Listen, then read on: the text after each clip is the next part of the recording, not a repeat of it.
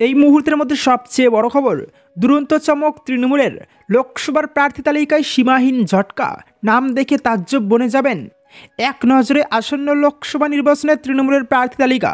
কোচবিহার থেকে জগদীশ চন্দ্র বসুনিয়া, আলিপুরদুয়ার থেকে প্রকাশ চিক বড়াইক, জলপাইগুড়ি থেকে নির্মল চন্দ্র রায়, ধূপগুড়ির বর্তমান বিধায়ক, দার্জিলিং থেকে গোপাল লামা, রায়গঞ্জ থেকে কৃষ্ণ কল্যাণী, বালুরঘাট বিপ্লব মিত্র রাজ্যের বর্তমান মন্ত্রী, মালদহ উত্তর থেকে প্রাক্তন আইপিএস প্রসূন ব্যানার্জি, সদ্য স্বেচ্ছা অবসরপ্রাপ্ত রাজ্য পুলিশের শীর্ষকর্তা, মালদহ দক্ষিণ থেকে শাহনওয়াজ আলী রেহান, জঙ্গিপুর থেকে খলিলুর রহমান, বহরমপুর থেকে ইউসুফ পাঠান ভারতীয় দলের প্রাক্তন ক্রিকেটার, মুর্শিদাবাদ থেকে আবু তাহের খান, কৃষ্ণনগর মহুয়া মৈত্র, বালুরঘাট থেকে মুকুটমণি অধিকারী, বনগাঁ থেকে বিশ্বজিৎ দাস, ব্যারাকপুর থেকে পার্থ ভৌমিক, দমদম থেকে সৌগত রায়, বারাসত কাকলি ঘোষ দস্তিদার, বসিরহাট হাজি নুরুল ইসলাম, জয়নগর থেকে প্রতিমা মণ্ডল, মথুরাপুর থেকে বাপি হালদার, ডায়মন্ড হারবার থেকে অভিষেক বন্দ্যোপাধ্যায়, যাদবপুর সায়নী ঘোষ, কলকাতা দক্ষিণ থেকে মালা রায়,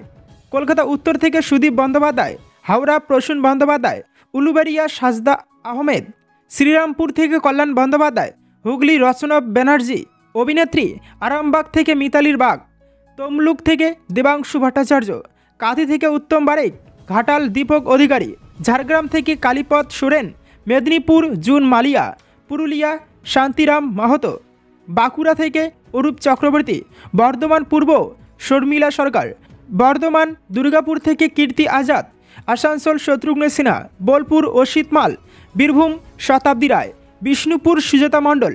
রাজ্যের 42টি আসনেই শাসক দল আজ প্রার্থী তালিকা ঘোষণা করে দিল।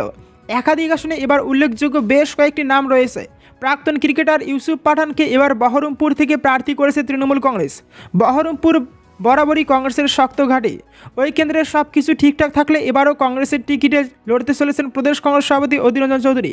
এবার কংগ্রেসের সম্ভাব্য প্রার্থী অধীর চৌধুরীর বিরুদ্ধে লড়াইয়ে ইরফান পাঠানের দাদা ইউসুফ পাঠান। নজরে মালদা উত্তর কেন্দ্রটিও। এই কেন্দ্রে তৃণমূলের প্রার্থী সদ্য রাজ্য পুলিশের চাকরি থেকে স্বেচ্ছা অবসর নেওয়া আইপিএস প্রসূন বন্দ্যোপাধ্যায়। পুলিশের কর্তার পাশাপাশি প্রসূন বন্দ্যোপাধ্যায় ছোট পর্দাতেও ডাপুডের সঙ্গে অভিনয় করেছেন। এরই পাশাপাশি প্রাক্তন ভারতীয় ক্রিকেটার কীর্তি আজাদকেও বর্ধমান দুর্গাপুর কেন্দ্র থেকে টিকিট দিয়েছে তৃণমূল কংগ্রেস। এছাড়াও তমলুক কেন্দ্র থেকে এবার লড়াই করতে দেখা যাবে তৃণমূলের যুবনেতা দেবাংশু ভট্টাচার্যকে।